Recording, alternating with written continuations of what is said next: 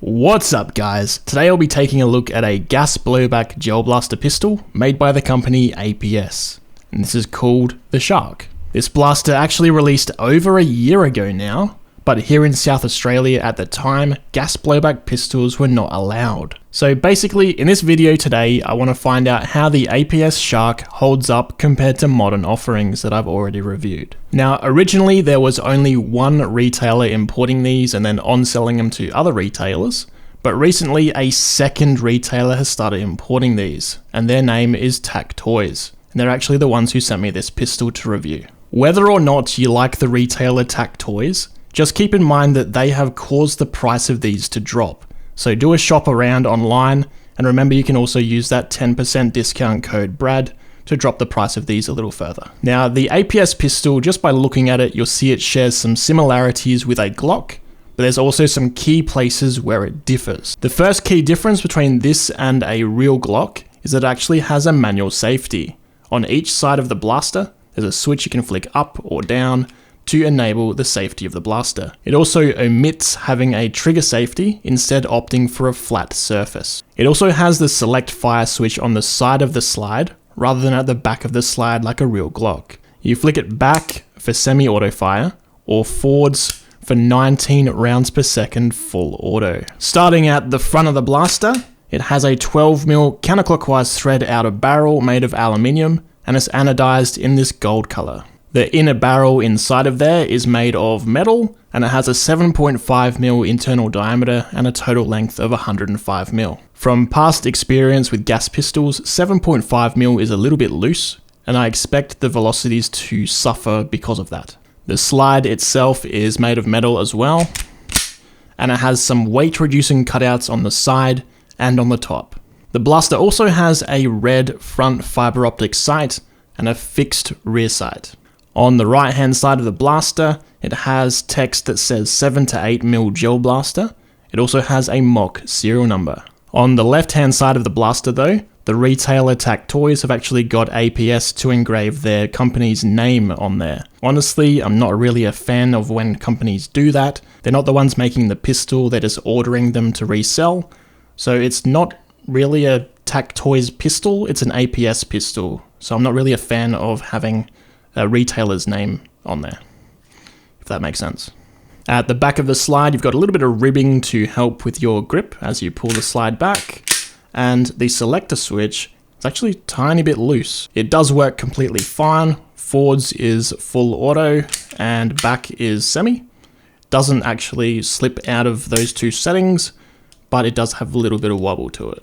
Moving on to the lower now, it is made of plastic, but it's very sturdy, so I'd assume it's made of nylon or something solid like that. It also has a front Picatinny rail at the bottom, so you can add some kind of torch. It has a nice and large trigger guard, rectangular in shape, has grooves on the front and stippling on the bottom to help with grip. The ambidextrous safety switch, which a real Glock doesn't have, has a red indicator to know it's ready to fire, and if you flick it up, it covers that red dot to let you know it's safe.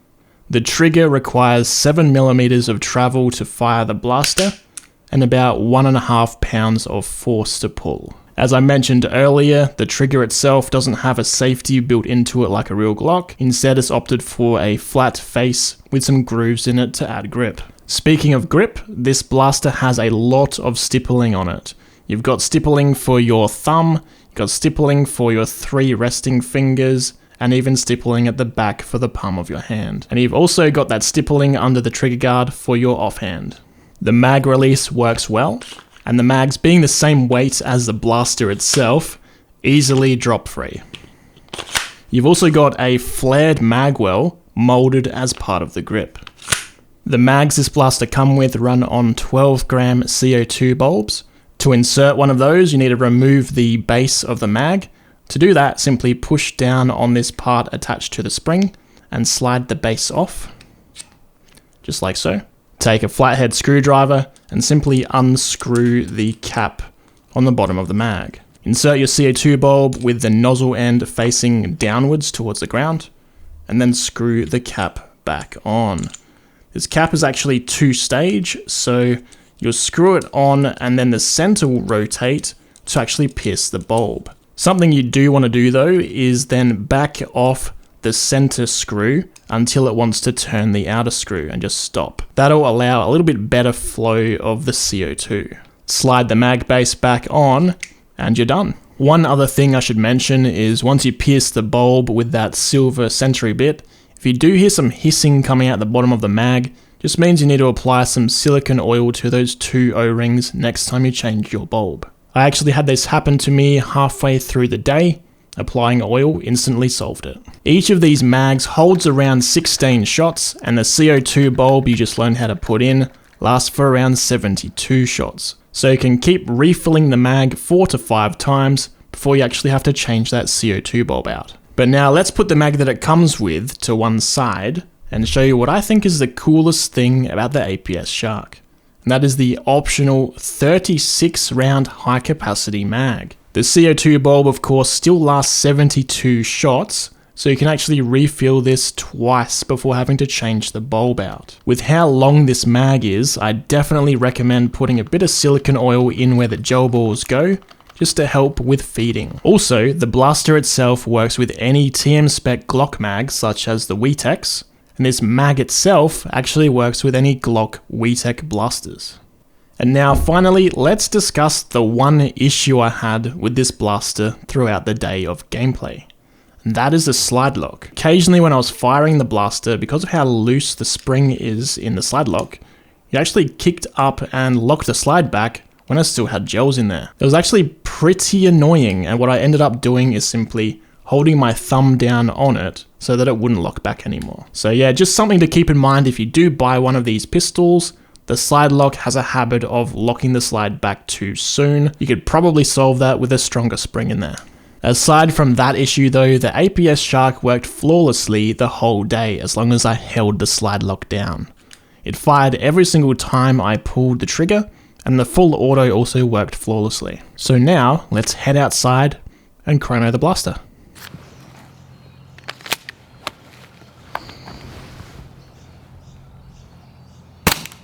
.319, 238, 309, 310, 292, 303, 248, 221, 302, 136, 212, 307, 201, 176, 313, 207, 309, 310, 196, 225. Okay, so we got a high of 319, a low of 136, and an average of 256. That's pretty evident the blaster is fairly inconsistent. I have to say it's probably due to that barrel being way too loose at 7.5mm. If you know how to do it, swapping it out to a tighter barrel would definitely increase those velocities and keep them more consistent as well. Today though, I'm judging this as it comes out of the box. Let's go see the rate of fire.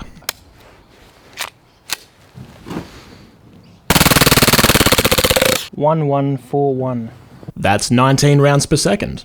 Not bad. But now let's go see how accurate this blaster is at 20 meters. I'm expecting with the inconsistent velocities that some of the shots will probably drop short of the target, but let's go find out.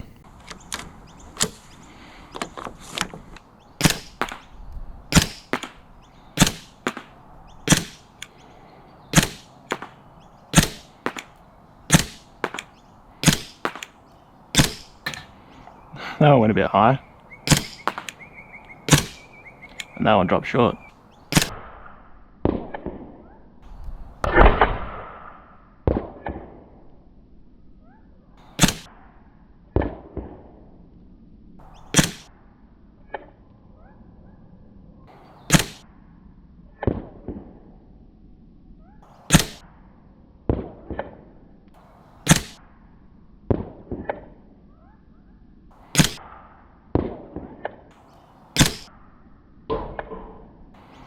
That one went a bit high.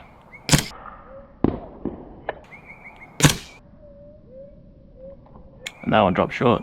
On semi-auto, I did have a couple of shots drop short of the target. I actually had one go high of the target as well, and I put that all down to the loose fitting barrel. However, when I switched to full auto, I think every single shot in that full auto spray hit the target. Alright, let's switch this onto full auto now and see how the spray goes.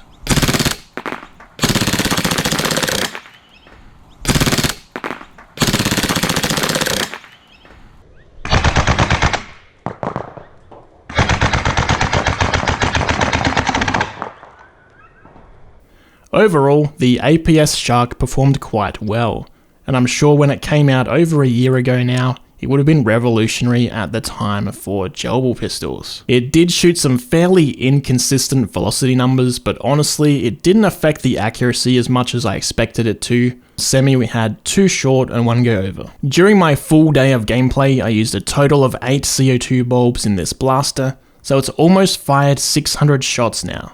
And the only issue I've had is that the slide lock prematurely flicks up when I still have gels in the mag. There's definitely newer blasters out there that don't have this slide lock issue, and this mag, if they're a Glock, is probably compatible with them. So whether you consider giving this blaster a miss and maybe get something a bit newer from WeTech, and simply go with the mag if you want 36 shots. I tried this in a friend's WeTech on the day, and now he wants to actually have this one after I'm done reviewing it. That's it for this video review on a blaster that's now over a year old.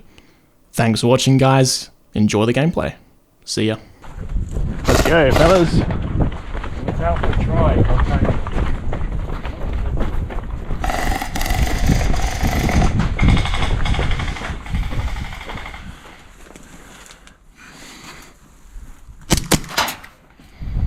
Oh, I got him.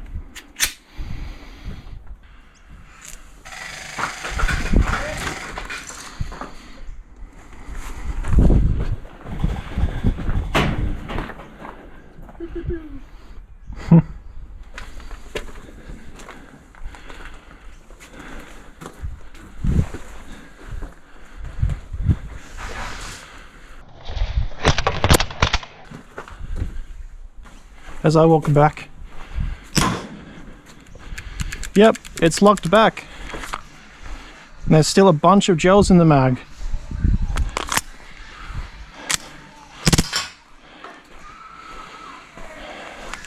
Locked back again with a bunch of gels in the mag.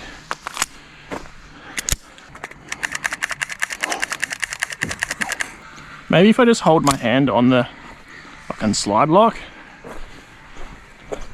Let's try that.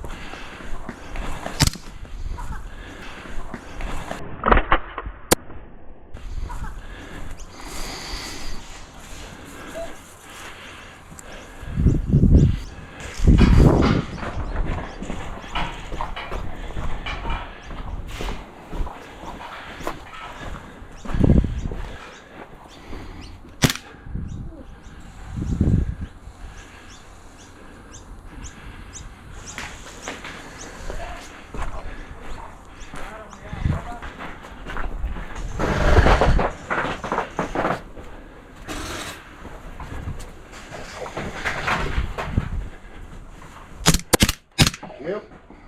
You know, Bradley.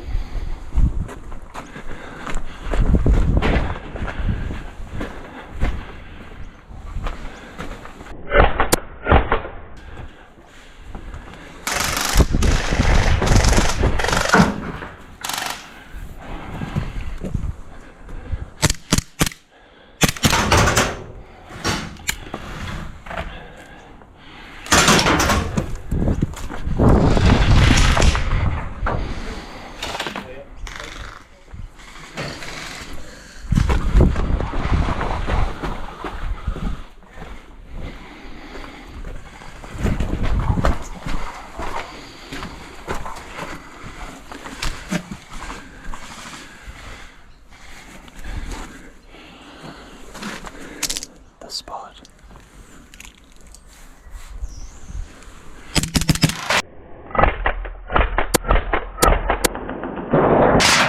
Yeah, you got me, man.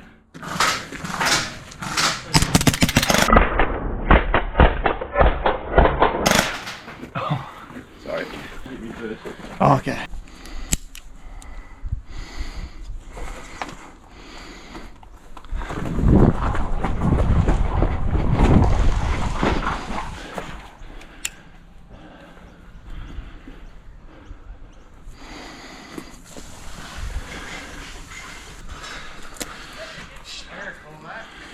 I don't know if I got it or not, right? Oh, fuck it. Caleb's coming. Hit! Good one.